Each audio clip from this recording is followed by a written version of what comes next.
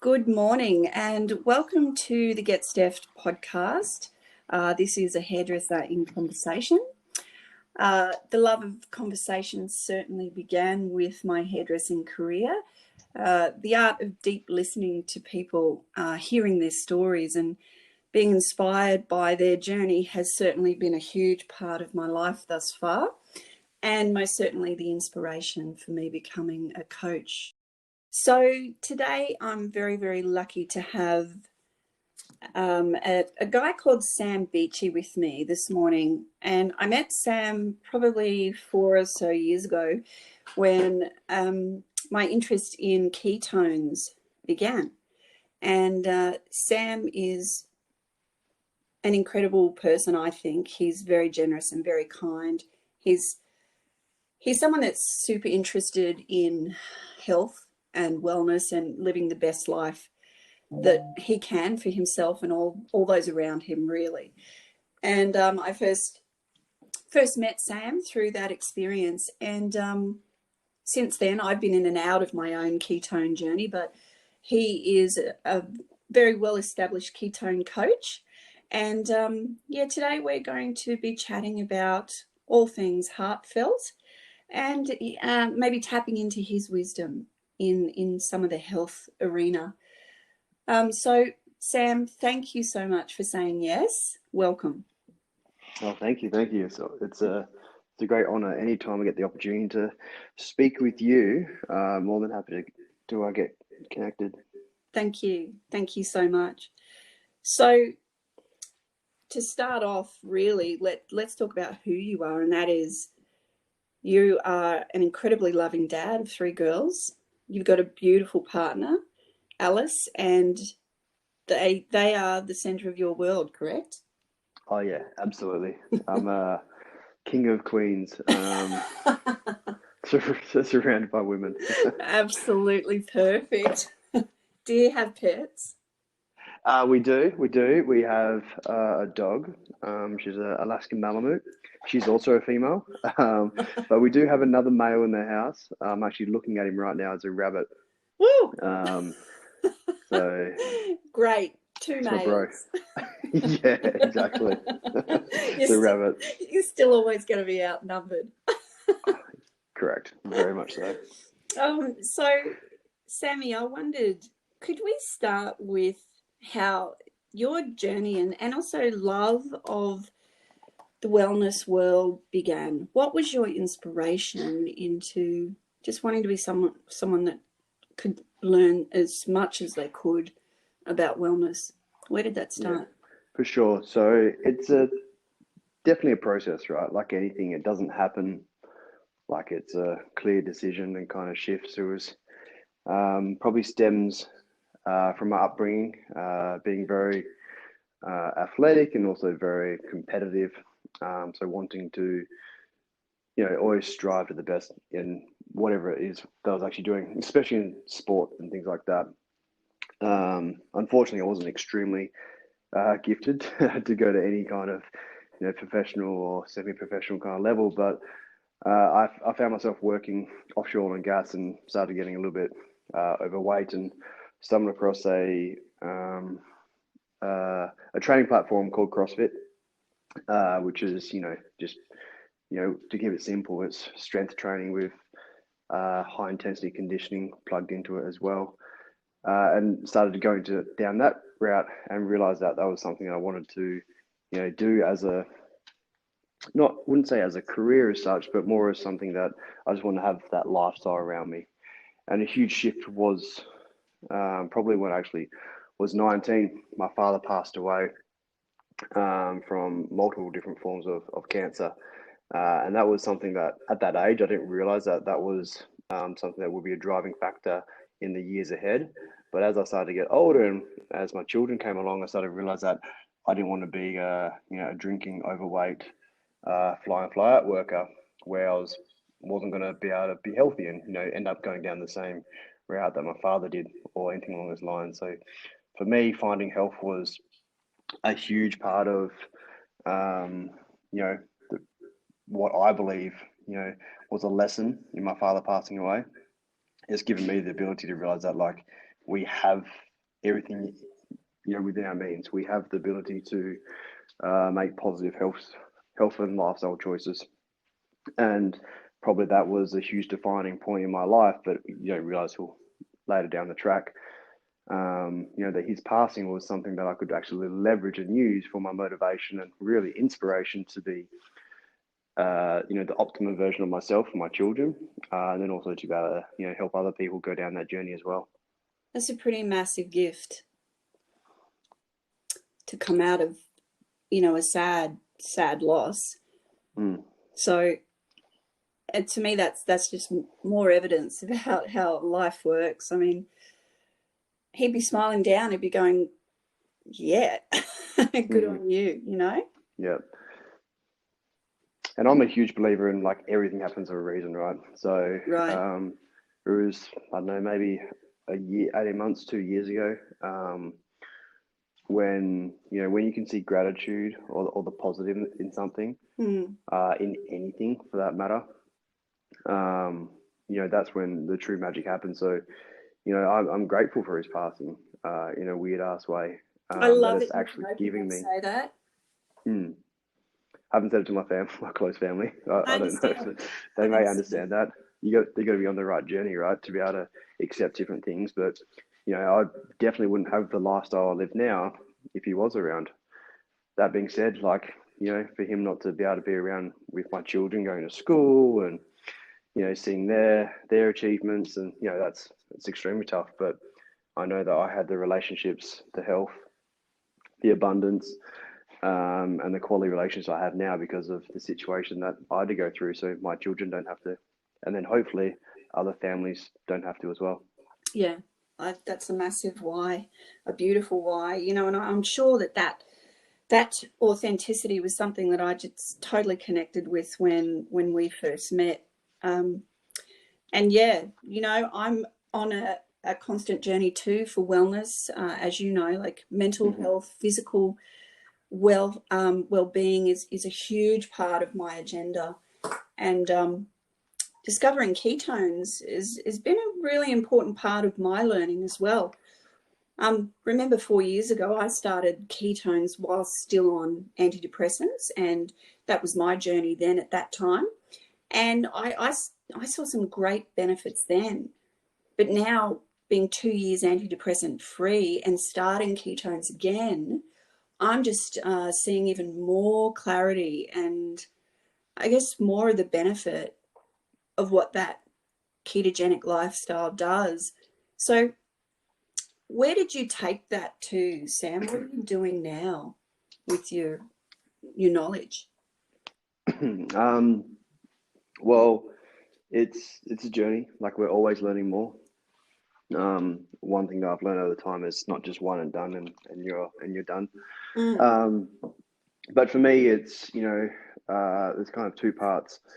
One is building the absolute utmost biggest personal branding that I possibly can, from a business point of view. And the reason for that is, an additional part of, where I see myself going in the future is to actually end childhood obesity, and that comes with, you need to have a very large platform to be able to, develop, um, different, situations and different strategies and so forth like that, and to really have that megaphone to be able to, inspire that shift and that change. Because it's a huge thing that I think we misunderstand, and we can change. You know, when adults are looking at health and well-being and stuff like that, but if we don't start with the younger generation, then it's just going to be the consistent, uh, you know, issue where people get caught up in the marketing and negative health choices as they go into the teenage years and stuff like that. And seeing my children, it's they're still teaching so much crap in school in regards to how to eat and stuff like that. So Yeah. Yeah. for me, from a business point of view, is to to build my branding to be able to leverage that. But from the keto space is just to really make a massive shift in people's awareness of it doesn't have to be all or nothing. Mm. It doesn't have to be a religion as such. It's just something where people can eat healthy quality food, supplement with the right supplements that are going to help them achieve their goals. And realizing that it's, you can still live a very quality life by learning about your health and well-being. So many people just have no clue about how to read the back of a packet. So it's really just education. If your education is whatever's on, the cheapest, supermarket label or ticket, or it's whatever the TV is telling you to eat because it's on special, this new product or this new meal combination, whatever, from whatever store, you're just eating what you're told to eat, right? And unfortunately, the situation is set up where big businesses aren't there to help make you healthy. They're there to make you sick, pretty much. It's a whole another conversation. It is. You're right. It's a good one. But it is. And to be honest, I'm not, extremely educated on that platform. Very aware of it. But to speak from professional opinion, I probably wouldn't go down that track. But all I know is that we need to lead with more education. So bringing awareness to people living a healthier, happier, abundance life is my mission at the moment, while building my branding to really just have a bigger platform to help more people spread the message. Yeah, I love that so much. And I'm sitting here wondering, how did you actually, what was your pull towards, do you know what, I want to talk about childhood obesity. I want to have a presence in this space and make a difference. Was there a moment where you realized that's where you want to be most effective? Not that I can really recall. It was probably from an ongoing, from as my children were growing up, and seeing, their friends or other kids in their class and different things like that. Just seeing their, what's in their lunch boxes, and then going to the supermarket and seeing, children having meltdowns over particular food that, they're not getting, or food they are getting, or parents just, giving them whatever it might be at the checkout so they be quiet. And a kid at 4 should not be overweight. It's just scientifically not meant to happen. Now, fortunately, that is the case because of packet food and parents, to be honest, either not knowing, which is a pretty poor excuse in this year in 2020, or just being lazy, right? So we need to get to the driving factor of that to be able to help people achieve more. And I know that the more value you give to society, or the world for that matter, the more value that you receive as well from a confidence point of view. So it's going to be a lot of fun. It's going to be challenging. It's not, to be honest, the thing that's on the forefront of my goals and intentions at the moment. It's more of a long-term vision to be able to, in time, get to that. It's just sort of picking one battle at a time, if that makes sense. Yeah, for sure, because I think it is a broad landscape about, where to open up this conversation. So, for sure. and we've got to have those long-term visions. We've got to have somewhere where we think we want to be going. I feel gives us purpose, right? Agree. Completely agree. And so, are we able to mention food groups? Yeah, we can talk about anything you wish. Yeah, great. Well, I think it's important to mention who you've decided to align yourself with, just as I have as well. Prove it. And mainly this is from an educational point of view, because there's lots of ketones to choose from as the awareness grows in this industry. So I'd love it if you could just real quick give people a snapshot about why Prove It is so different. Yeah, for sure. So I like to keep things simple, and it's probably one of my gifts in my gift zones is actually make something really complicated really simple.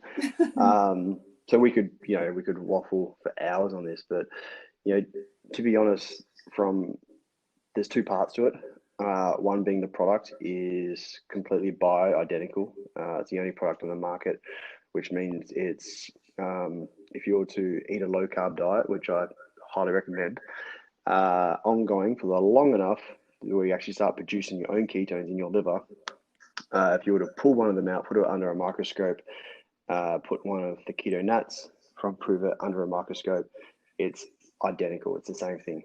There's nothing else like on the market like that. Prove has all the patents from that point of view. So the products are just really the only ones on the market that actually work properly, which is no difference to if you were to unlock your front door with a key. If you don't have the right key, you can jam it in there, but it may not turn and actually unlock everything. That's a great analogy. Yeah, well, thank you. It's like we have the key, which is bioidentical, which is naturally fermented, so it's completely natural, tastes amazing, and legitimately does what it says it does. Where the other ones on the market, not that I actually couldn't even really tell you many of the other ones on the market. I don't really follow it from that point of view. But ours tastes amazing and actually works. So that's from a product point of view, and we're always getting better, and invested a lot of money in scientific backing and research and development to make sure that this is the best on the market and always will be.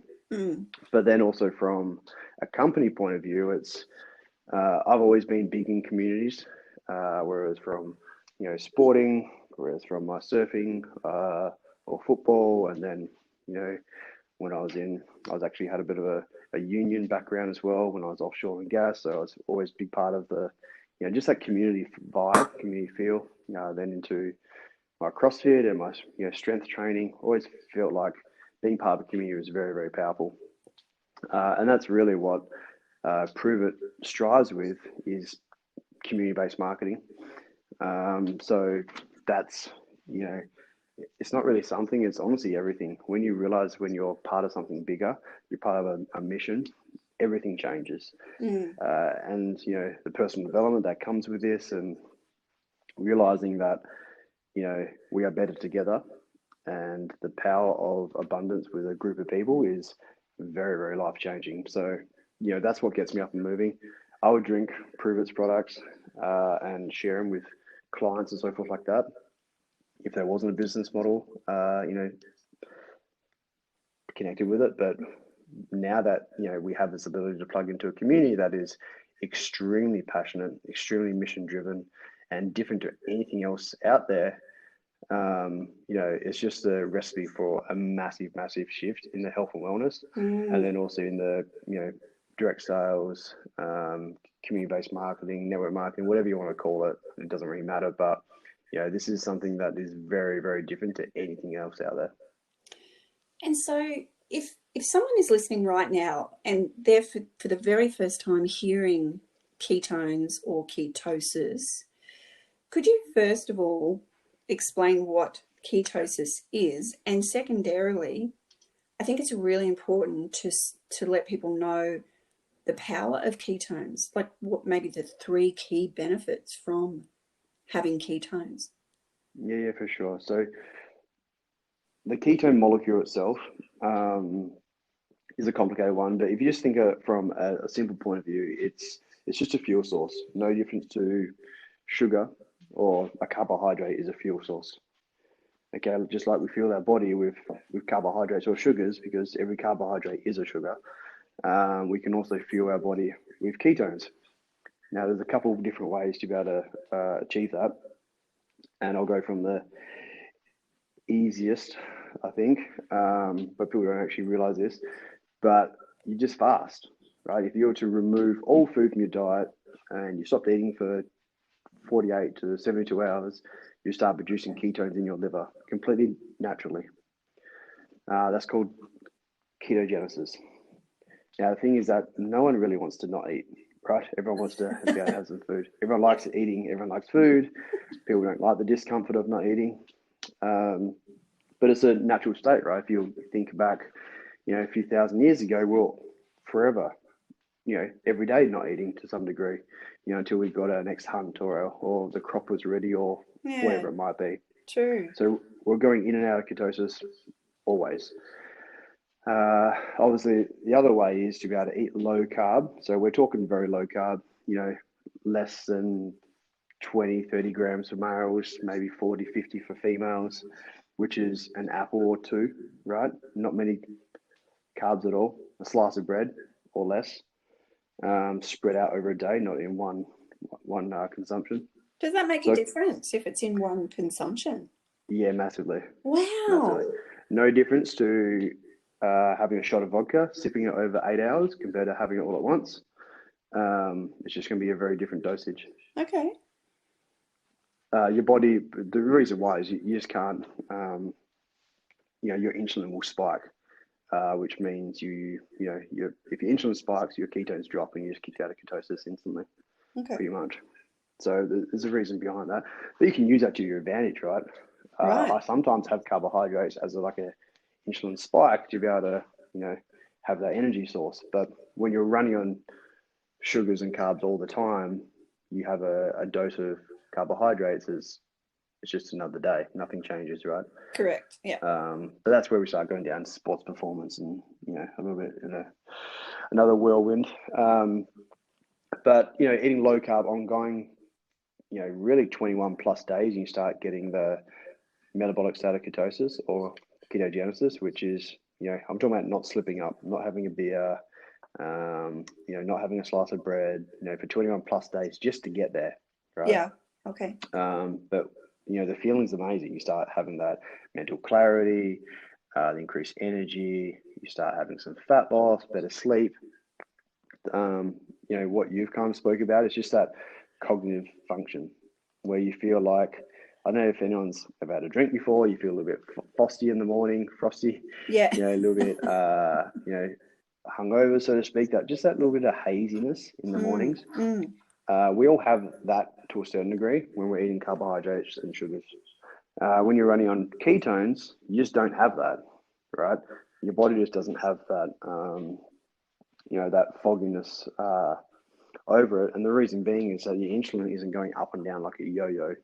You're not crashing. And, the brain actually is, science has proven it, that the brain prefers ketones over glucose and is actually like 30% more productive running on ketones than on glucose. That's fascinating, isn't it? That's massive. It's huge, yeah. It's really, really huge. I think our body's just an engine, at the end of the day. So, if we can give our body the best fuel we possibly can, things are going to operate in a better manner. So, I highly recommend eating low carb ongoing, and utilizing carbohydrates where you can or where you need to, but just realize what you're connected to every single day, but then also using the technologies to your advantage. And so could you educate us a little bit more about what a carbohydrate is? Because it isn't just pasta and bread, is it? No, for sure. So carbs are, it's effectively, it's a macronutrient, right? So we have proteins, fats, and carbs. And now we're showing, we can actually call a ketone molecule actually a macronutrient as well. It's like the fourth macronutrient. Right. It operates in the same way. But the only thing is with a ketone, you can't actually get it from a food source. That's where it kind of gets confusing. That's why it was never really spoken about. But if it was spoken about back in the 60s and 70s, when macronutrients sort of become more common knowledge, then things would be very different in society. So, carbohydrates are in everything, to be honest. If it's not a liquid fat, and if it's not a protein source, being from like an animal product, it's going to have carbs in it. Okay. Pretty much anything that grows on the ground is going to have some carbs in it. Now, there's things that have lower carb, like spinach and broccoli and asparagus and capsicum's not too crazy, mushrooms not too high. But then there's things like potatoes and different pumpkins that have more carbohydrates, and then to obviously flours and wheats and grains obviously have extremely high carbohydrates as well. And then fructose from the fruit is obviously going to have more sugars and more carbs attached to it as well. Yeah, right. And so I'm thinking now, what would a regular day for you look like as far as food intake? That's a good question. I'm very much, I rotate through different things. Yeah, I I don't bet have you one do. set prescription. Yeah. Yeah. So, and it's kind of like every 3 to 6 months, I kind of change it up a little. Um, Well, where are you but now? yeah, it's a good question. Well, for the last like pretty much 5 years, I've been like 9 out of 10 days extremely low carb. Somewhere between some months I'm under 20 grams, some months I'm under 80. Just depends what's happening. But I intermittent fast, so I eat breakfast maybe once or twice a month, and that's more from a social environment. It's someone's birthday. The kids want to go out for breakfast, or the kids are making some homemade pancakes, or there's something happening, right? Yeah. Um, or I just want to go out for breakfast. That's just a couple of times a month, and I wake up, drink as much water as I can. It's normally about a liter or close to it. Have a coffee. Not too long after waking, and then I'll have my ketones sort of 8 o'clock, 9 o'clock, and that will sort of take me through to lunch-ish time. Lunch is somewhere between 11 and 2, and I'll eat. It varies. I try to have leftovers. It doesn't often happen with 5 people in the household. And I'm a big eater, so it'll be either a salad and some eggs or some bacon and eggs, and I just kind of mix things up. It's a very colourful plate normally. Maybe a seeded cracker, some cold meats, and I don't try not to have too much dairy. So sometimes I have cheese, but I really try to avoid it. But if it is, it's a nice soft cheese. And then in the afternoon, maybe some nuts, and then another ketones. And then in What the evening, time? What time do you have that second ketone, and why? Why do you have a second one? uh, so it depends on what time, what's happening in the household, somewhere between 2 and 4.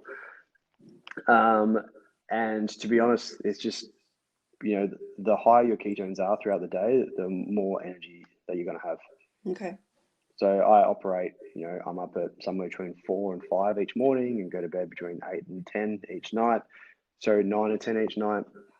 I train, surf, and I work, and then obviously chase all the kids around. So I just want to operate my best. One's great, but two's better from that point of view. I just want to, the higher we have our ketones throughout the day, the better that our function is going to be, especially in the afternoon, because I've had some protein. My nutritional ketones are going to be lower, so having that higher level of ketones, I'm just going to be able to function more from that point of view. And then dinner is really just meat and veg. Keep things very simple. We eat a lot of red meat. Also, still a lot of fish and a lot of chicken, and mix everything up. Do a lot of barbecues. I'm in West Australia, so I have a pretty good privilege of weather. Nice. So a lot of salads, a lot of barbecues, and we roast a lot of our vegetables as well. And that's kind of been the last 5 years, and obviously with a monthly extended fast as well, which is 2 to 3 days, to be able to make sure that my my cells are operating the best they possibly can, making sure that if there's any kind of damaged cells, I can actually fast and then excrete them out, and just for optimum health from that point of view, which is a little bit more advanced, but I still recommend everyone should be fasting to some degree. But at the moment, I'm actually carnivore, to be honest. So it's kind of a little bit different from outside the general topic. But at the moment, I've been doing it for sort of 3 months, and I feel like, Sam, I feel like we've got like 3 or 4 future podcast topics ahead of us. oh yeah. That's I'm actually careful about what I say, because it just runs into a whole nother sort of segment. No, I can hear that, and thank you, because it saves me from doing it.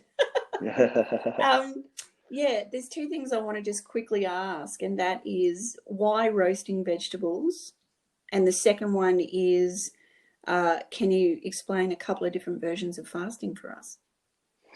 For sure. So the roasting veggies, there's a couple reasons. They're going to be, it's way less heat than frying, right? So the oils aren't going to be rancid and trashed from that point of view.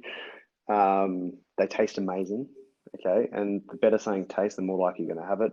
Uh, Boiling stopped in our household, probably when I left home. If Mum's listening, I don't want to eat your boiled veggies anymore, ever. My mum too. Sorry, Mum. Yeah, yeah, that's definitely an Aussie thing. I don't know where that came from. Or even worse, microwaving. Um, which, 5 years ago, I remember the yeah, day I picked up our microwave and threw it out in the skip. And my boys yeah. still talk about that day. That's funny. That's funny. We moved, which is when I actually moved over to meet you, and our microwave stayed, and we've never had one again. So it's like, it's the Yes. best thing ever. Yeah, I was waiting to get rid of it. It was just a good reason that not to take it with us. So yeah, roasting veggies taste amazing. Whereas butter or coconut oil, I prefer butter or coconut oil. Sometimes olive oil. It's not the end of the world if you're roasting it. Don't fry with olive oil. It's just going to turn rancid and turn to a negative situation for you. A lot of salt, maybe some different herbs, and it's really easy, right? If you're a busy family, which we are at that time of the evening. Alice is normally at yoga. The kids may be at gymnastics. I may be doing coaching calls, and it's very easy. Prep can be done early on in the day. You just throw it in the oven an hour before you want to eat, or 45 minutes before you want to eat. Yeah. Super simple from that point of view. And then with the fasting, there's kind of two or three main ones. One is, I'd say there's three, but there's daily fasting, which is like intermittent fasting, which is you kind of go to bed with you eat your meal at night time as normal. You go to bed and then you don't eat until somewhere between 10 and 2 in the day. The longer the better, within reason, depending on what's going on in your health. We don't all have like the whole breakfast is just breaking your fast. It doesn't specify when. It was Mr. Kellogg's that actually specified it should be at 7 or 8 o'clock in the morning with your big bowl of cereal and your crappy milk. So we don't need to be eating breakfast. Now, young children or pregnant people or anything like that, yeah, 100%, make sure you're getting the right calories and food in. My children eat their breakfast. My oldest daughter doesn't. She's getting a little bit older. She's a different sort of regimen. But, we don't need to eat breakfast every single day. Try to go without it and you'll see what happens. Just from a health point of view, we're going to be having less calories. All right. We're going to have increased energy. It may suck the first couple of days, but longevity of your health and well-being is so many benefits. And then there's obviously what I really like to do is an extended fast, which is kind of one meal a day. Now, some people do this every single day. I've gone through bouts of that, but I actually do it every Monday. I only eat one meal a day, so I go to bed Sunday night. And I just won't eat until somewhere between 3 and 5. Between 3 and 7 that night, depending on what's happening. I may have a little snack in the afternoon. That will be my first meal. And then a dinner. I'm kind of consuming the same amount of calories I would anyway. I'm just having a very short eating window. And that just, make sure that it's like servicing your car. It just gets any kind of muck out and gets the ability for you to be able to operate your best you possibly can. And then the third way to fast, which I'm currently in this situation at the moment, just started last night, is an extended fast. So that's anywhere from 2, 3, 5 days. I personally feel that for me, with my body composition is quite lean. I don't really have any crazy health challenges. 2 days is perfect for me. 3 days is great for fat loss. Above 3 days is really, really good for if you have some serious health challenges going on. But also that's very, very tough as well. But you can build into that, right? But for the last coming up to 4 years now, I've been doing, probably 4.5 years actually, I've been doing a fast between 2 to 3 days every single month, and I haven't missed a month. Well, that's incredible. So you're well versed in what happens while you're fasting. Oh yeah. Yeah. Oh yeah. It's and then the benefits that come afterwards. Yeah, and it sucks, right? It's not fun. Anyone Isn't that it? says they like fasting, they're a weirdo. Look, What happens? Why isn't it fun? I, I love food. I absolutely love food. There's a heap of benefits, like any benefits or any negativity or challenge that comes up while you're fasting, the positivity and the amazing result in the back end make it totally worth it. So, So, I go. mean, I'm thinking now, as far as fasting's concerned, obviously there's a physical release. What about Mhm. emotional releases? It makes sense that they would come along for the ride too. Is that true? Oh yeah, oh yeah, for sure. So it's got to the stage now. I've been doing it so long. I've got to actually think back to what it was like when I first got started. And like when I first started, I wasn't sure I was going to wake up in the morning. Like I'm gonna die while I sleep.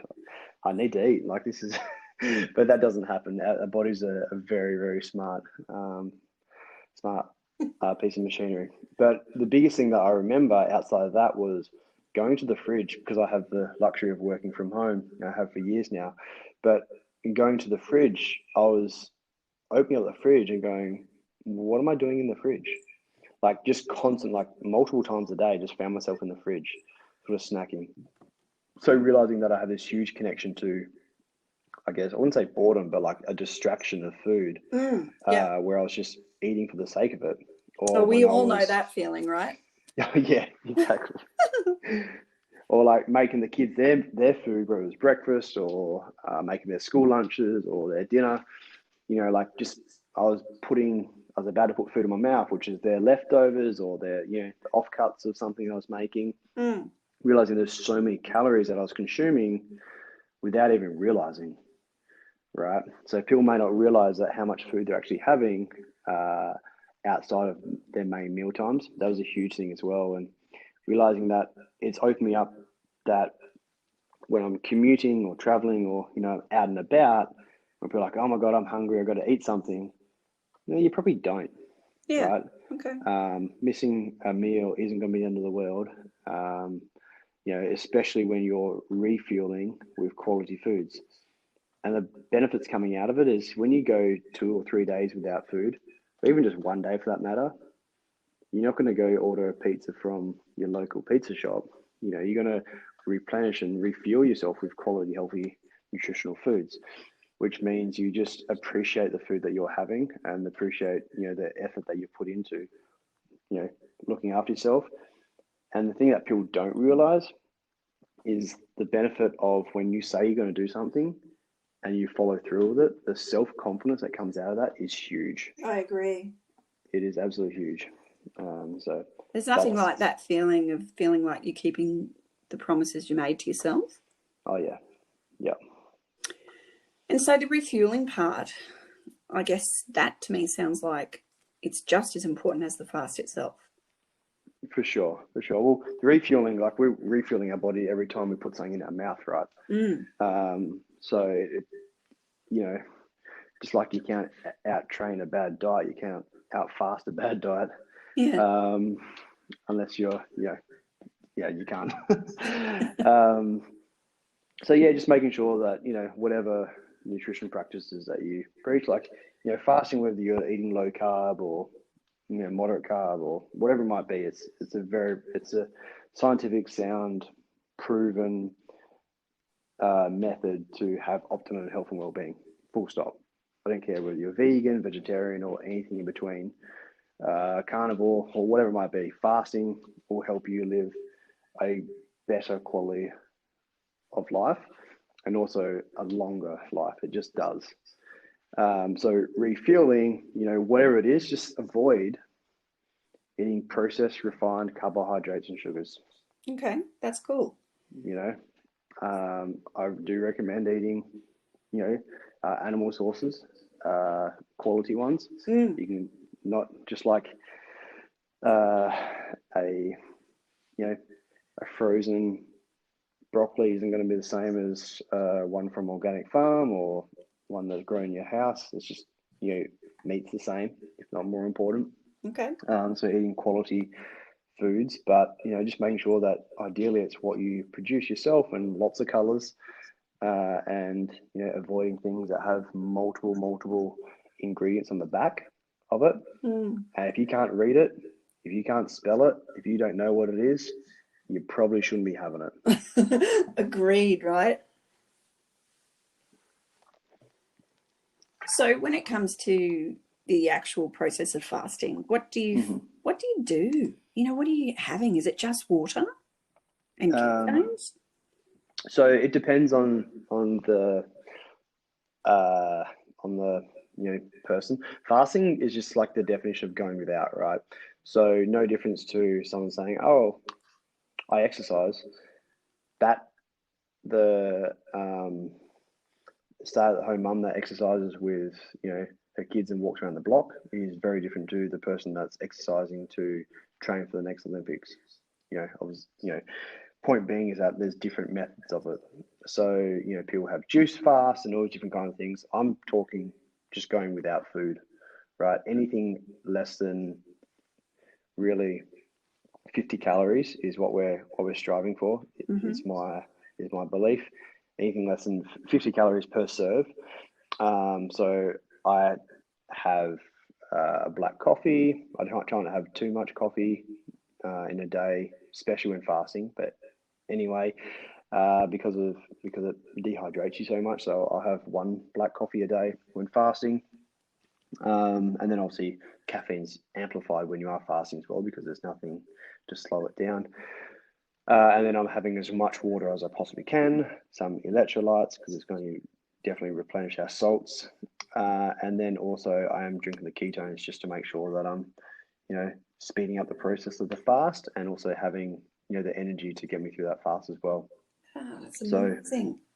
And then occasionally having a bone broth and as well if I feel that I need it. Okay, all right. God, that's amazing, Sam. So I'm just thinking now, what's the longest fast you've done? I think it was like 78 hours no, I think I made 80 hours. So it was over 3 days just. That's pretty amazing. So it's 3 days and then I woke up in the morning. Did you get grumpy? Oh, yeah. But it depends though, right? Like it's your emotions of like, they're worn on your sleeve, so to speak. So like you can't really hide how you feel in that sort of state. So if you're in a negative environment, it could be very testing. But the benefits that come out of it are definitely amazing. Well, it's a great cleanse. Yeah, no, that's fantastic. I've personally received so much information out of our conversation, and I'm gonna try my first fast and get back to everyone on it. Just do a 24-hour bizzo, see how I go. Love it. It's possible. Anyone can do 24 hours. Every time you feel like eating, go for a walk. Do some squats. Drink a litre of water. It's easy for you to say at the moment because you're on the other side of your 24-hour fasting. And for me, I think 24 hours, oh my, how am I going to do that? So it'll be interesting to see the outcome on that one, Sammy. You got a couple of kids. If you can raise a couple of kids and you can give birth to a couple of kids, you can not eat for 24 hours. Agreed. Easy. Well, look, Sam, thank you so much for coming on the podcast today and just sharing a little bit of your heart, sharing lots of your knowledge. I'm really thrilled, and I know that this podcast is going to add value to whoever listens to it. For anyone that wants to hang out a little bit more with Sam, follow him on Instagram, Coach Beechey, is that right? Yes, correct. Yeah, great. But I'll put all of his links in the podcast, below the podcast episode, so you've got easy access to just find out a little bit more about anything that we've spoken about. So yeah, Sammy, thank you so much. And I look forward to doing another podcast with you, diving a bit deeper into some of those interesting topics we touched on today. I love it. Thanks, Steffi, for having me. My pleasure. I'll see you later. Bye. Bye.